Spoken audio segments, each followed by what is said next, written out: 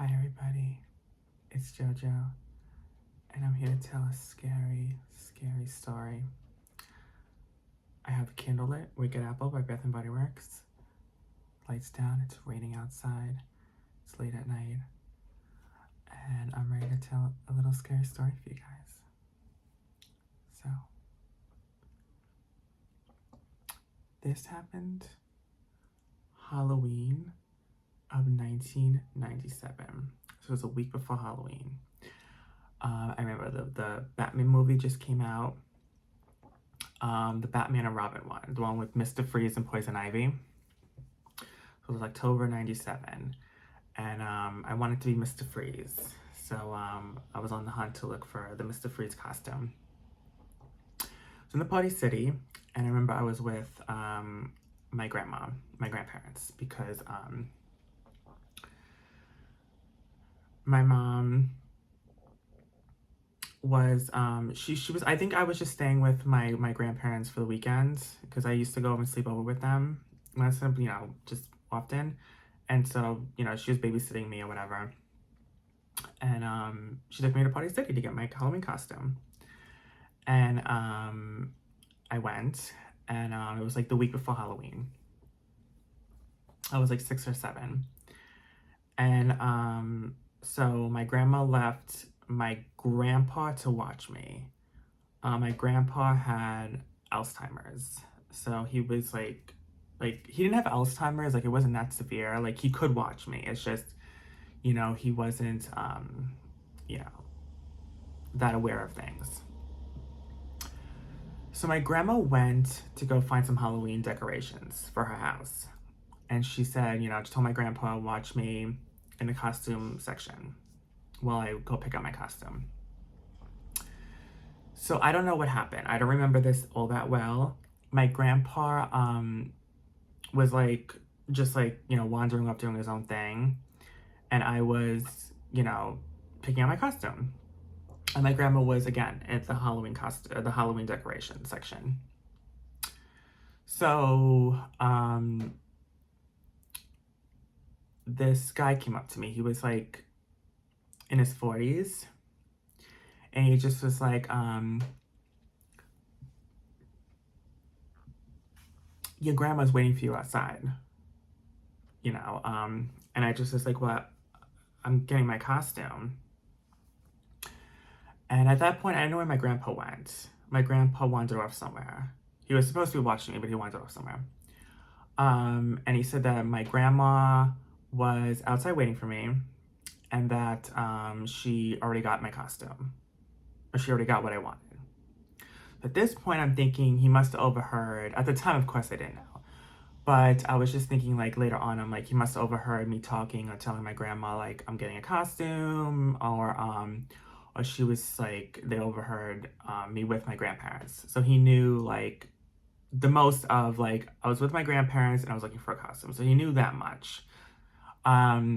So, I went outside, I was 6 or 7, so I went outside to go see my grandma, because that's what he said, she was waiting outside. So he took me outside into the parking lot. At this point, it was 6 or 7 o'clock at night, so it was dark. And he took me outside. I remember being like, where's my grandma? And the next second, he took his hand and he covered my mouth and he threw me in the back of this fucking van. And I was screaming bloody murder, screaming in the back of this van, right? So basically the van was locked, and then it was like a cage blocking the driver and the passenger seat, and then the back of the truck. He was driving, right? At this point, he was only wearing a Halloween Michael Myers mask this whole time. The rest of this experience with him, I only saw his face once in the Party City. After that, anytime I saw him, he was wearing a Michael Myers mask, so I couldn't see his face. So he was driving with the Michael Myers mask on, and I remember being so scared. I'm like, where? The drive felt like forever. It felt like I was in that van for hours, screaming and crying. And I'm thinking, oh my God, my grandparents are probably so worried about me. My mom's gonna find out, she's gonna be worried, and I'm kidnapped. He kidnapped me. And I he took me out of the van. We stopped to his house. He was living in like the middle of this like farm area. And he took me, and I was kicking and screaming. I was so scared. And then when I saw the Michael Myers mask, I was like, oh my God, like this is like, I got so scared. Uh, I mean, it gave me just thinking back to that moment, it just, oh. So he threw me in his basement and he locked the door, right? So I'm in the basement all alone. It was like a cold, dark basement. It had like some type of like just blanket on the floor, and that was it. And I basically was stuck in this dark, cold basement alone. And I was up the whole night just like thinking, oh my God, I'm gonna die. Like I literally was like, oh my God. Then the morning came, because I know it was the morning, because there was like a little like window, and it was like, it was locked, but I could see that the sun was rising, whatever. So he comes in and with a Michael Myers mask on, and he comes in with a flashlight. So basically, like I could only see him like a little bit. There's a little light in the room, but he really just had that flashlight in his face, wearing the Michael Myers mask. And he basically was talking to me, telling me that there's nowhere for you to run, there's nowhere for you to hide, you will die. He told me kind of blank, you're gonna die. He was like, I'm gonna tell you my whole plan, because at this point, you're a little kid, you're not gonna know anything, you're not gonna know any better, and you're not gonna live to tell the story anyway, so might as well tell you.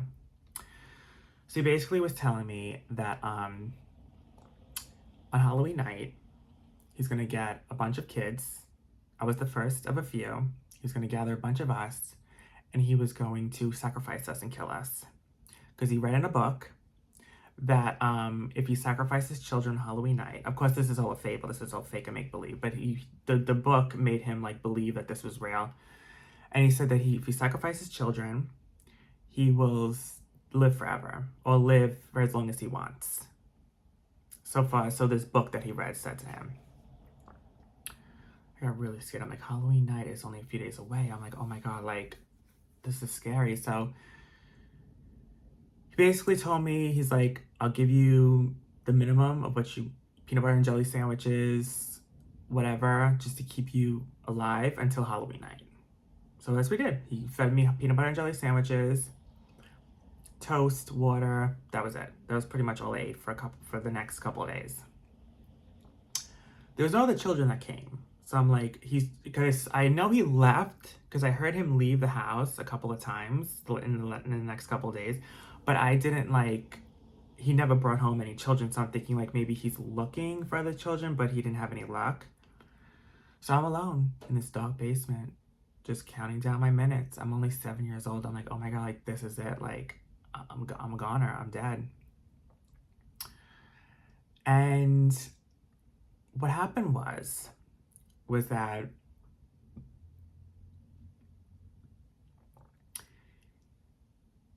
I'm trying to remember, this was so long ago. I think what happened was that he came in, so he kidnapped me. I was there for 2 or 3 days. So then the third day he came in, it was really late at night, like really, it was pitch dark out, like pitch dark. And he came in, he was drunk as hell. I knew he was drunk because he was like slurring his words, he was stumbling, and he was still wearing the Michael Myers mask. And he was just like, I'm gonna get more of you, I promise. I just need more time. And he had like the flashlight on in his face, and it was pitch dark at night, and he was just like putting the flashlight on and off, on and off, on and off, like going in my face, like screaming in my face, like like going crazy. And I'm just like, I was in tears. I was so petrified for my life. He stumbles out of the room. Shuts the door behind him. So I think, I never saw him lock the door. So I think it just locks automatically when you close it. That's what I think. Because I never saw him physically lock the door. I tried opening it, but you can't open it because it was locked. But I think it locks from the outside automatically. So he shut the door and he stumbled upstairs.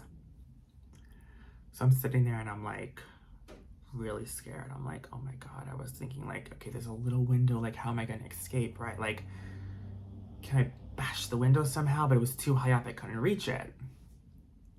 I was like, what am I going to do? What am I going to do? So I'm like pacing back and forth in this dark basement. And the room wasn't that big. It was like probably the size of my bedroom. And I just hear him upstairs screaming, like having like a mental, like a mental breakdown. Like he was like screaming, going on and on and on. He was like, I promise I'll get them. I'll get them. I heard him banging, glass breaking. Like it was like he was going nuts. And I was just thinking, oh my God, like, am I gonna die tonight? So an hour went on and there was no more screaming. The noise stopped. So I'm walking and I step on something on the floor. And I'm like, what is this? Like it felt like sharp a little bit. So I went down to pick it up, trying to find it in the dark. So I'm picking it up and it was a key. And in my mind, I'm thinking he was so fucking drunk and dumb that he probably had the key on him and it fell out of his pocket. He didn't even know it. So luckily, from God's will, I found this spare key or something on the floor that he must have dropped out of his pocket. So I picked up the key. Again, I'm in the pitch dark. So I'm trying to find like the door. So I found the door, I found the handle, and now I'm trying to unlock it. But I'm like, okay, so he's not coming down. Like normally the past couple of days, he only came down once and then he came back upstairs and I came back down again. So I'm thinking, okay, it must be really late at night. The screaming stopped. He probably is asleep. So I opened up. I tried to find the keyhole. It took me minutes to find this fucking keyhole. I'm not even kidding you. And I'm like, maybe this key's not even for this door. But eventually it did go in. I'm like, oh, thank God. Finally. And I turned the key and I unlocked it. I unlocked the door. And I'm creeping, again, I don't know where the hell I am. So I'm creeping up the stairs, hoping he's asleep, right? So I get upstairs and I open the door very slowly. And I'm looking like around to see where he is. I don't see him. It's a pitch dark house. And I'm like, okay, this is my time to leave. It's my time to make a run for it. So I'm unlocking his front door. I make it to his front door. It's raining outside right now. It's raining, like storming outside. But I didn't care. I was like, I'm gonna get soaked. I don't give a shit. So I went outside and I made a run for it.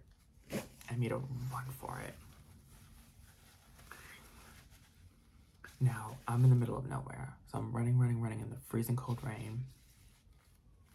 Been kidnapped for 3-4 days now. Halloween was like a day or two away. And I'm just running in this rain.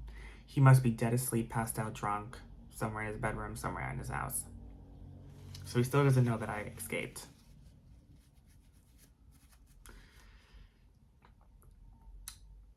And I ran.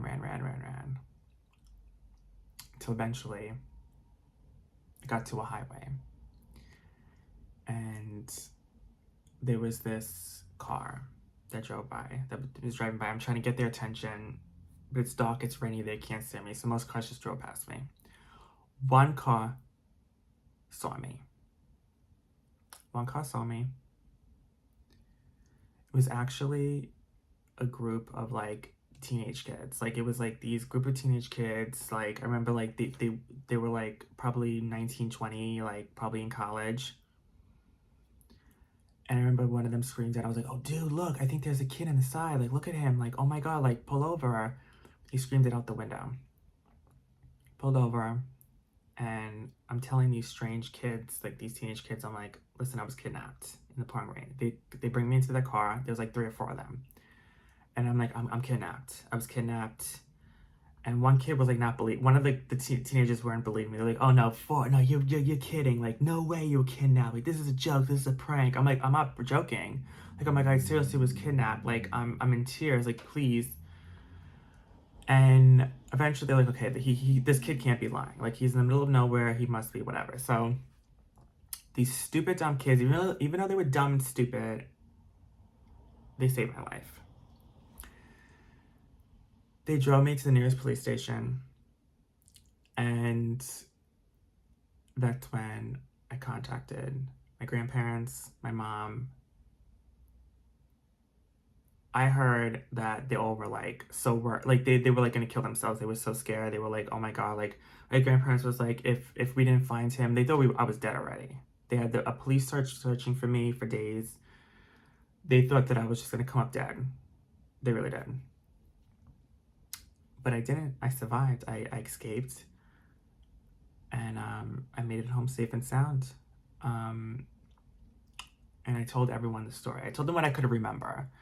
I said he was wearing a Michael Myers mask. I really couldn't remember his face. I only saw it in the Party City store for a couple of minutes. He was white, like in his 40s. He had like a little scruff. He was like medium height. He was like balding a little bit on his head. But that's all I could remember. He was wearing blue jeans and like a blue plaid shirt, and that's all I could remember from his vision, from what I could tell. And I said the description, everything, and basically,